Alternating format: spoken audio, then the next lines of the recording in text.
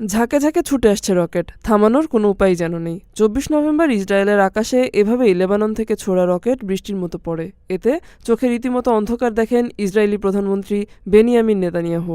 এত এত রকেট ছোড়ায় দিশেহারা হয়ে পড়ে ইসরায়েলের আকাশ প্রতিরক্ষা ব্যবস্থা। দেশটির সেনাবাহিনী জানিয়েছে প্রায় ৩০টি রকেট ও ড্রোন দিয়ে হামলা চালানো হয়। এর মধ্যে কিছু রকেট ভূপাতিত করতে সক্ষম হয়েছে আকাশ প্রতিরক্ষা ব্যবস্থা। এছাড়া সব মিলিয়ে ২৫ শতাধিক ড্রোন ছোড়া হয়েছে। লেবানন থেকে ছোড়া ২টি ড্রোন ভূপাতিত করা হয়েছে বলে জানায় ইসরায়েলের সেনাবাহিনী। অন্য ড্রোনকেও ভূপাতিত করার চেষ্টার কথা জানায় তারা, তবে ঠিক কতগুলো ড্রোন ইসরায়েলি বাহিনী ভূপাতিত করতে পেরেছে তা জানায়নি তেল আবিব। সাম্প্রতিক সপ্তাহগুলোর মধ্যে ভয়াবহতম এই হামলায় ইসরায়েলে বেশ কয়েকজন আহত হয়েছেন। গত অক্টোবর থেকে ইরান ও তার অন্যতম প্রক্সি লেবাননের প্রতিরোধ যোদ্ধাদের অব্যাহত হামলায় নাকাল ইসরায়েল। দেশটির তথাকথিত শক্তিশালী আকাশ প্রতিরক্ষা ভেদ করে ইসরায়েলের বিভিন্ন স্থানে গিয়ে আঘাত হানে এসব রকেট। এতে ক্ষতিগ্রস্ত হয় দেশটির সামরিক স্থাপনাও।